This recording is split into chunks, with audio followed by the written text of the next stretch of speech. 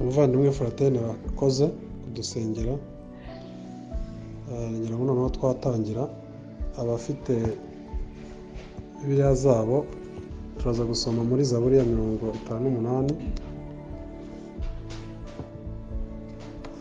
hanyuma n'abandi baba bafite agenda zabo baza kuba bazifite, turaza kwifashisha ibyanditswe bigiye bitandukanye, ariko cyane cyane turibanda kuri Zaburi ya 58, guhera ku murongo wa 4 tugere ku murongo wa 6. Nk'uko twatanze umutwe w'ijambo turi bwige, cyane cyane turibanda ku murongo wa 5 wa Zaburi ya 58. Nova rero nanjye natangira nsenga. Imana yacu ni nziza nyine, idusaba gusenga ubudasiba buri kanya, nibyo yishimira. Rero niyo twasenga turi 10, usibye ko umwanya ushobora kutubana ikibazo, ariko ntabwo Imana irambirwa. Reka rero tuyishyire, tuyisenge, hanyuma nyisabe ko imfasha n'abandi baza kuba bari hano baze gutega amatwi. Mwami Imana, turagukunda ko wabanje kudukunda. Mwami, urangije uduha ijambo ryawe, utanga n'umutima wo kubasha Mwami kurikunda no kuryumva. Mwami, abatubanjirije bajyaga bavuga ko icyo Abisirayeli barushaga abandi, kuko wivugira ko uri Imana imwe mu Baroma 3:29, bityo ngo suri Imana y'Abayuda gusa, ahubwo uri Imana y'abandi bose bari ku isi. Kuba umwe kwawe bikaba ari byo bituma inzira yo kukugana igomba kuba imwe. Mwami, urangije uvuga ko ikintu wahaye Abisirayeli cyatumaga basumba abandi, ngo nuko wababikije ibyasezeranyijwe, nuko wabahaye ijambo ryawe. Iyi rero ni Imana Umwami isumba ibindi byose dukeneye hano ku isi. Iyi mibiri twayiha byose, ariko izatutenguha ibore. Niyo mpamvu tugusaba ngo Mwami ujye udufasha kugira umutima wo guha agaciro ibyo wahaye agaciro, n'iby'umubiri tubihe gake kabikwiriye, ariko twibande cyane ku bishobora kuzanira umuntu ubuzima. Niko Kristo asenga yavuze muri Yohana 17 ngo ubereshe ukuri, ijambo ryawe ni ry'ukuri. Arongera ngo amagambo mbabwiye niyo bugingo. Rero Mwami, birakomeye rwose, ariko ndagushimira ko wanashimye ko ucisha ikaramu igoramye umurongo ugororotse, ugakoresha twebwe abanyabyaha kugira ngo twigishanye, duhugurane kuva kera Mwami kugera n'uyu munsi. Urangije unavuga ko Mwami, isi iyo uzarinda irangira ugifite umugeni muri iyi si, ubwo wavuga ngo wahawe ubutware bwose, utugende twigisha abantu bose, ngo uzabana nabo kugeza ku mpera y'isi. Kuvuga ko Mwami bazaguma nabo bahari kugera ku mpera y'ibihe. Ndagushimiye rero Mwami, ahari twari kuvuga duti itorero ryaruzuye, turebye abatuzengurutse uyu munsi bavanga ibintu, babicurika intege nke Mwami, itorero rya mbere ryawe n'uyu munsi bikaba ari ibintu bihabanye nk'umukara n'umweru. Ariko Mwami, wasezeranye ko uzabana n'itorero ryawe kugera ku mpera z'ibihe, ntibivuze ko rizahora rihari. Rero urakoze, ubane natwe, udufashe, njye wigisha mvuge nk'ubwirijwe nawe Mwami. Nta muntu nshimashima, nta n'uwo mima, ariko Mwami n'abatega amatwi nabo bafashe, kuko niwe wenyine ushobora gukura amabwiriza ku maso abantu bakamenya ukuri. Urakoze, mu izina rya Yesu Kristo twizeye, amen. Abavandimwe rero, ndagira ngo dukomeze uyu munsi nk'uko nababwiye turiga. Ndagira ngo nangire soma, hanyuma mubwire skeleton y'inyigisho turi bwige, hanyuma dutangire tuyinjiremo. Turasoma Zaburi ya 58, ndahera ku murongo wa 4 ngiye ku murongo wa 6. Haravuga ngo abanyabyaha batandukanywa n'Imana uhereye ku kuvuka kwabo. Iyo bavutse uwo mwanya bariyobagiza bakabeshya.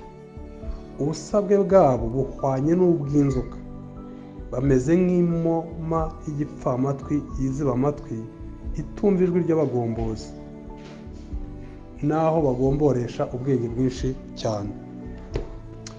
Bavandimwe rero, ndagira ngo uyu munsi tuze kwibanda kuri iki kintu. Ubushize dutangira twongera kubyutsa iyi gahunda, twize mu byakozwe no mu gice cya 2 umurongo wa 40. Twiga Petero amaze kwigisha abantu bari biraza i Nyanza, batangiye bavuga bati abantu bakiriye Mwuka Wera n'abasinzi. niyo mpamvu tubona bafite iyi migirire, kuvuga mu ndimi, kwigisha, mbese ibintu by'Imana barimo babikwena. Arigisha Petero, amaze kwigisha ngo bibacumita mu mutima, baravuga bati se dukora iki? Petero agiye kubasubiza arababwira ati mwihane, mwizere, mubatizwe, mubabarirwe ibyaha byanyu. Noneho ageze hepfo ashaka gutanga mu magambo make icyo uko kwihana, kimwe mu bigize uko kwihana. Aravuga ngo mwikize ku murongo wa 40 abantu b'iki gihe biyobagiza. Ni nko kuvuga ngo buri muntu wese uri ku isi, uhereye kubo Petero ari kumwe nabo, azi neza ko hari inzira nzima, azi neza ko hari ubuzima yifuza, ariko ikibazo inzira yo kubuganamo ntabwo ashaka kuyinyuramo. Abantu bose bagerageza gukwepa urupfu no kwigizaho igihe cyo gupfa. Bigaragara ko mu mitima yabo harimo gukunda kurama, gukunda kubona ubuzima bw'iteka, ariko abantu bakirengagiza nkana inzira Imana yashyizeho. Nibyo rero Petero yavuga ngo bihane. Tureba icyo kintu rero ubushize, tureba kwiyobagiza icyo bivuze. Bamwe biyobagiriza muri siyanse, abandi bakibagiriza mbese bamera nka sogokuru Adamu wiyobagizaga. Arabizi neza Imana babanye, bagendanye atarakora icyaha. Imana ibera hose icyarimwe, azi attributes zo, indangakamere zayo zose, azi ko ireba hose igihe kimwe, ibera ishoboye byose. Arangije ajya kuyihisha inyuma y'igiti. Ngaho aho umuntu yatangiriye kwiyobagiza. Ikibabi rero, ikiremwa muntu nacyo gifite ahantu henshi cyihisha h'ibibabi hagati y'Imana nacyo. Ariko Imana kubera urukundo rwayo irarenga nyine, ikaza n'inyuma y'icyo giti, ikamusanga wa wundi wagiye kwihishwa, amaza ngo kubera iki wanyihishe, wabwiwe n'iki ufite ikibazo, ikinjira no muri ako kaduruvayo ka muntu.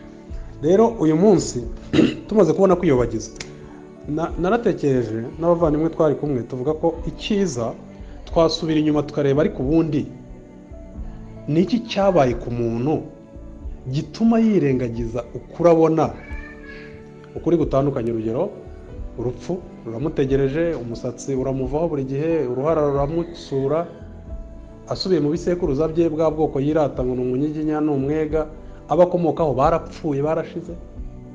Ahantu hose hari imva.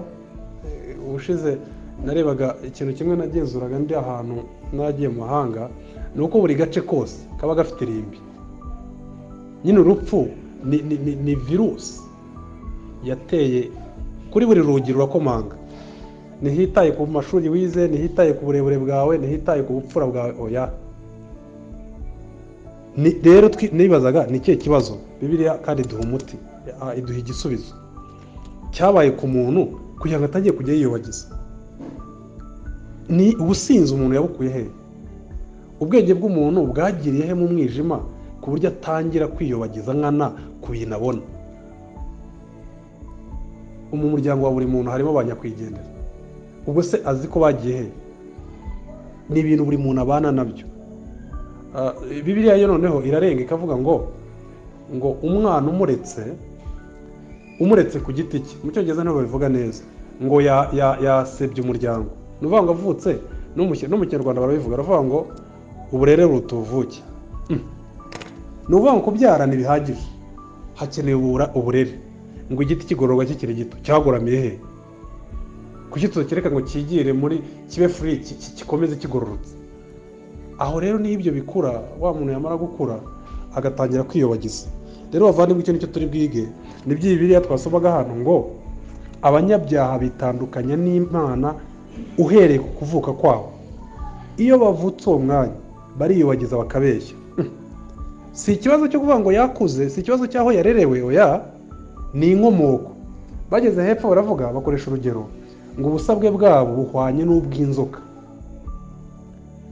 Nahoze kare ntekereza ukuntu inzoka iteye, nahoze nanajya kubigenzura ngo ndebe n'ababivugaho babyigisha. Ikintu cyitwa ubumara ku nzoka ni ikintu ivukana. Ntabwo inzoka igera hagati ngo idevelope ubumara, oya, ni ikintu ivukana. Mbese ikiva mu igi iba bufite, igisigaye ni ukugenda bwaguka buba bwinshi, hanyuma bunigaragaza mu gihe igize ikintu iruma. Mbese ni natural kuri yo, ni ibintu ivukana, ubumara irabuvukana. None biriya irimo iravuga ngo umuntu avuka uko ateye wabigereranya n'ubumara ku nzoka, byapfiriye hehe? Icyo rero uyu munsi nicyo turi bwige.